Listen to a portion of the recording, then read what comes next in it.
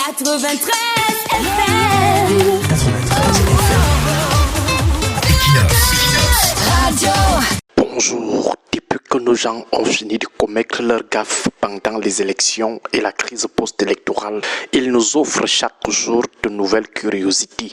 Nous faisons des efforts pour faire comme si nous n'avions rien vu, mais c'est comme s'ils nous harcelaient seulement avec le ridicule. Le pays est de plus en plus à la sauvette. Maintenant, c'est encore pire car certains ocagres de la grande muette sont désormais dans la danse. L'autre jour, l'un d'eux a envoyé une haute instruction à un ministre. Désormais, de hauts gradés de l'armée sont dans l'affaire, du moins publiquement.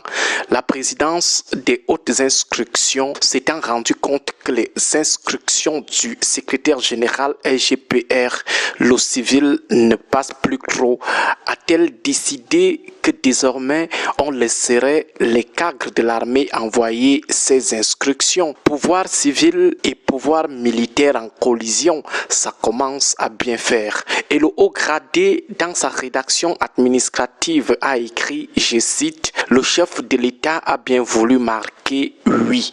Fin de citation. Que signifie marquer oui? Certains se disaient qu'avec un nouveau gouvernement, nous aurions moins de ridicule au sommet de l'État. Mais hélas, depuis la prestation de serment du patron de ces gens-là, on attend le nouveau gouvernement comme l'artiste Siraj attendait l'enfant de sa compagne Minko Veronica. L'autre jour, leur patron a dit dans les prochains jours. Depuis qu'il a dit ça, le 31 décembre de l'année passée, le prochain jour n'est pas encore arrivé. C'est vraiment le mandat de je m'envolerai.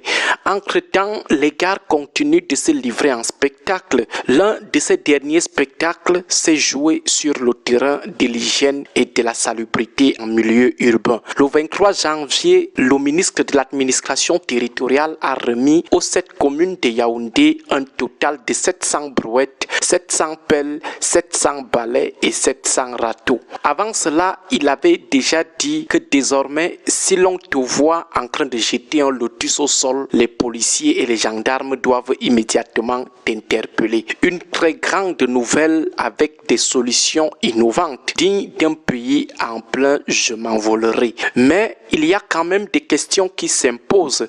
Première question, la lutte contre la saleté relève-t-elle désormais de la compétence du ministère de l'administration territoriale? Finalement, c'est le ministère de tout. Politique, il est là. Santé, il est là. Sorcellerie, il s'en occupe. Économie, il y est toujours. Sport, il est dedans. Si c'est le ministère de tout, alors qu'on supprime tous les autres ministères et qu'on remette tout entre les mains du ministère de l'administration territoriale. Deuxième question, 700 brouettes, 700 pelles, 700 balais et 700 râteaux. Le ministère de l'administration territoriale a pris tout cet argent où? En plein mois de janvier, y a-t-il dans le budget du MINAT une rubrique consacrée à l'achat de brouettes et de râteaux? Troisième question, est-ce que le problème de la salubrité dans nos villes vient du manque de râteaux et de brouettes?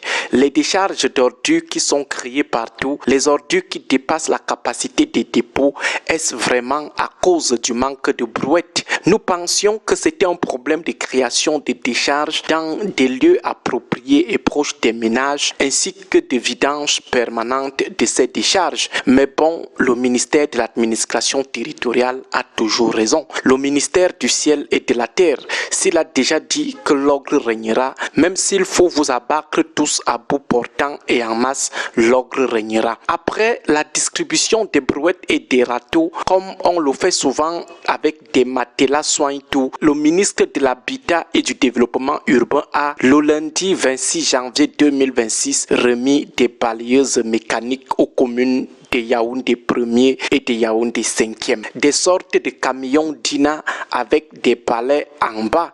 Nous nous posons aussi quelques questions. Première question, cette remise de camions était-elle une contre-offensive du ministère de l'Habitat qui, ayant constaté que le MINAT veut lui donner des cours de salubrité dans son propre domaine, a décidé de montrer qu'on ne peut pas venir le défier sur ses compétences? Deuxième question, si le ministère de l'administration territoriale ne s'y mixait pas dans les affaires du ministère de l'Habitat, le ministère n'aurait-il pas sorti ses camions d'INA? On a l'impression d'une rivalité entre les deux ministères. On peut juste conclure à une cacophonie gouvernementale. Pourquoi le MINAT et le MINDU ne se sont-ils pas assis pour coordonner leurs actions au lieu de chercher chacun de son côté à montrer qu'il fait mieux? Troisième question, le ministère de l'Habitat qui nous sort aujourd'hui des camions qui ne peuvent même pas suffire à une seule commune, en est où avec les conclusions des fameux états généraux des poubelles tenus du 6 au 7 mai 2025? Ou était-ce seulement une simple spectacularisation? Au passage,